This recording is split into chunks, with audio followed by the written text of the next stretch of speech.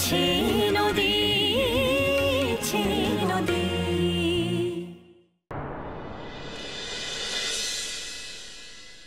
পিকলু তিথিকে বিয়ে করতে চাইছে।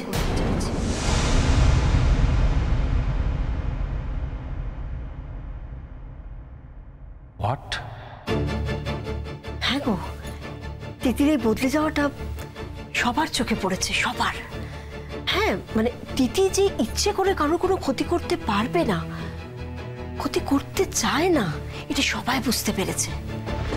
আর পিকলু তো নরম মনের ছেলে, খুব ভালো ছেলে। তাই ও দেখেছে তো যে এইভাবে তিথির ভবিষ্যৎ অন্ধকার হয়ে যাচ্ছে, তাই ওর মনে বোধহয় দয়া হয়েছে, তাই বিয়ের প্রস্তাবটা দিয়েছে। পিকলু বাড়ির এরকম একটা অবস্থা, তার মধ্যে পিকলু বিয়ে করতে চাইছে?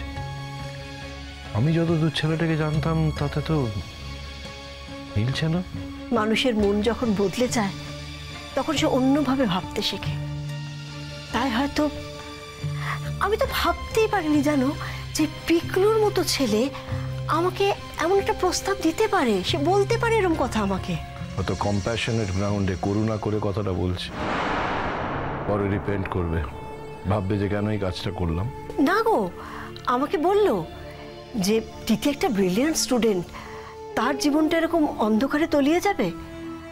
আপনারা যদি সব দিক বিবেচনা করে দেখেন তাহলে আমি তিথিকে বিয়ে করতে পারি।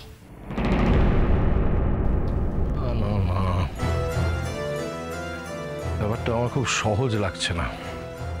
না, পিকলুকে তো আমার জটিল ছেলে বলে মনে হয় না, উল্টে আমার তো মনে হয় ও যেটা মুখে বলে সেটাই ওর মনে থাকে। কি বলো তুমি? আমিও সেরকমই বলছি, কিন্তু কোথাও একটা কিছু মিলছে না। ওভাবে বলো না। দেখো তুমি, আচ্ছা তুমি বলো তিথির ভবিষ্যৎ কি আছে? হ্যাঁ, সারাটা জীবন তোর অন্ধকারে একদম ঢাকা আছে, এগোতে তো পারবেই না, পিছিয়ে থাকবে। তাই জন্য তো এখন বলছি সারা জীবন কি এইভাবেই চলবে? তুমি বলো না। তুমি একটা কথা বুঝছো না, ওই একই বাড়িতে আমার এক মেয়ে সাদা থান পরে ঘুরে বেড়াবে আর আরেকটি মেয়ে বউ সেজে ঘুরে বেড়াবে, এটা কত বড় ধাক্কা লাগবে তুমি বুঝেছো? এটা অন্য বাড়ি হলে কথা ছিল, কিন্তু